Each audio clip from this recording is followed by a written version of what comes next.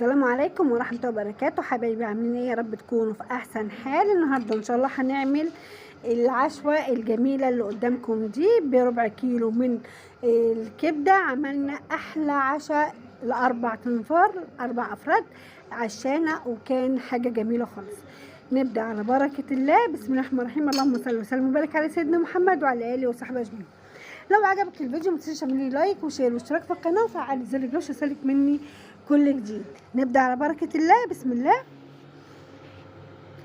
اول حاجه هنجيب طاسه وهنحط فيها البطاطس، وهنقول لك واحنا شغالين ليه بدات بالبطاطس. طاسه هتحطي فيها زيت وهتحطي فيها البطاطس، لما تسخن يعني هتحطي فيها البطاطس المتقطعه مكعبات صغير اللي هي دي. هنحطها ونسويها نص سوا، وهنطفي عليها ونسيبها في زيتها، مش هنشيلها من الزيت، هنخليها في زيتها كده حبه كده لغايه لما اخلص باقي الوصفه كلها. كده احنا حطيناها على النار وهنسيبها نص سوا، هنطفي عليها. حاجه تانية بقى، هنحط حبه زيت عشان نعمل الكبده. هنحط حبه زيت وهننزل عليهم الفلفل. هنحط الفلفل كده لغايه بس ما يعني الميه اللي فيه كده اهوت تنشف شويه، مطرح الغسيل ومطرح ما كده اهوت، يعني شوفي الزيت عامل شويه كانه في ميه، يعني ميه تنشف سنه، وهنكمل باقي الوصفه.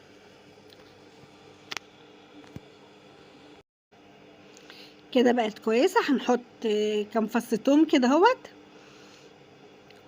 بتاع 4 فصوص توم او 5 مدقوقين.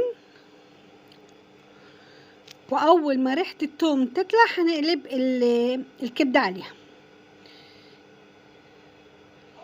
هنسويها بس في الطاسه وهنسيبها لغايه لما يعني يتغير لونها شويه. سويها بس كده. لما تغير لونها من تحت هنقلبها بقى.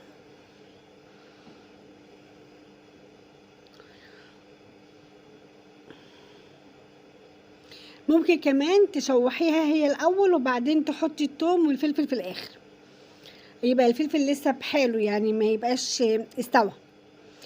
هنا بقى البطاطس اهي نص سوا كده اهوت. كده هطفي عليها اسيبها زي ما هي كده اهوت عبال ما اخلص باقي الوصفه.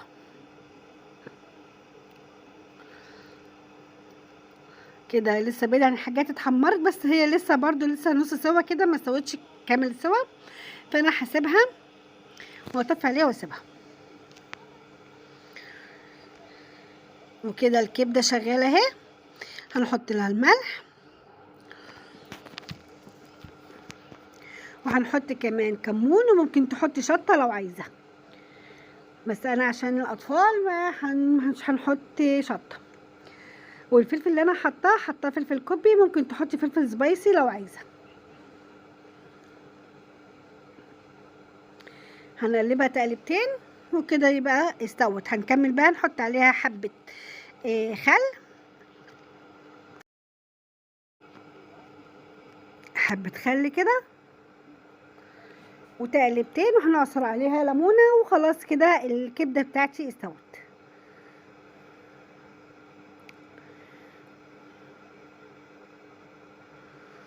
وزي ما قلت لك ممكن تخلي الفلفل في الاخر مش في الاول.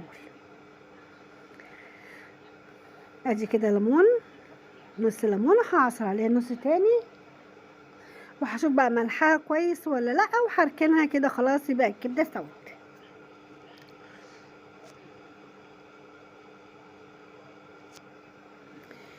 هنعمل بقى الطحينه عشان نعمل بيها سندوتشات. معلقه زبادي ومعلقه طحينه وفص توم كده صغير. هتحطي بقى الحاجات اللي بنحطوها على الطحينه عاده، حبه كمون، حبه ملح،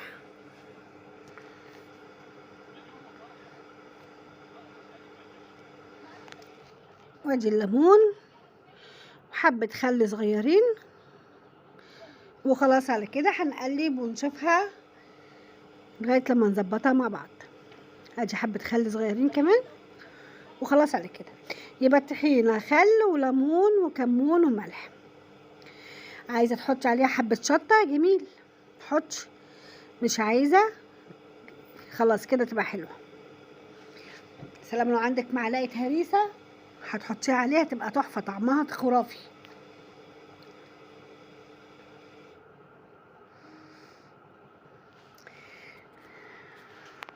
هنحط لها بس حبه ميه عشان دي كده تقيله قوي، هنحط لها حبه ميه صغيرين بس ايه نلحلحها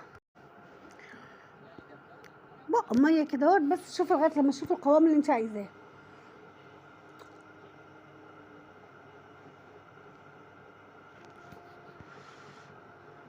كده جميله قوي عشان السندوتشات. كده يبقى خلصنا الكبده وخلصنا الطحينه. هنرجع بقى للبطاطس اللي طفينا عليها في الاول وسبناها شويه. كده بقى نيجي للبطاطس اللي كنا راكنينها على جنب في زيتها، تولعي عليها وتكملي سواها. كده هتلاقيها بتقرمش من بره ومن جوه طريه وتحفه، هتلاقيها طعمها جميل. حتى لو البطاطس بتاعتك اللي هي بتاعت التلاجات اللي هي لسه ما طلعتش طبعا الجديده وتبقى طريه كده، اعمليها بالطريقه دي هتلاقيها تحفه، هتلاقيها مقرمشه من بره ومن جوه طريه وتحفه. كده هنكمل سواها ونشيلها على طول. كده وبدأنا نشيل فيها. هتحطيها على ورق ورق مطبخ وخلاص على كده. دلوقتي البطاطس بتاعتنا جاهزه والكبده جاهزه والطحينه جاهزه. هتحطي على البطاطس حبه ملح وفلفل بس، وتجيبي العيش عشان خاطر تعملي سندوتشات. ممكن بقى تعملي في عيش بلدي، في عيش فينو، في اي عيش يعجبك.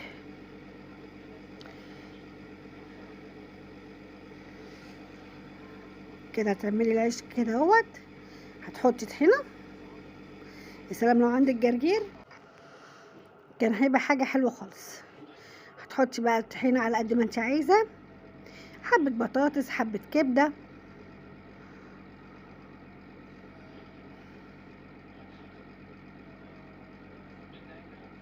وبقى احلى سندوتش.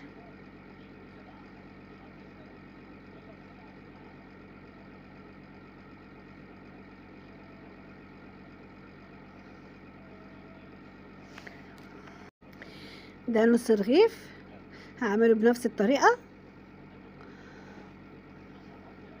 حبه طحينه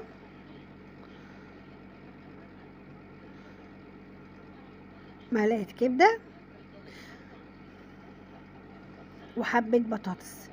عندك بقى كاتشب حطي عليه، عندك مايونيز حطي عليه، عندك جرجير حطي، يعني الخيارات.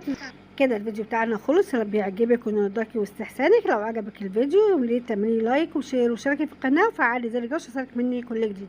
شكرا على المتابعه والسلام عليكم ورحمه الله وبركاته. في امان الله.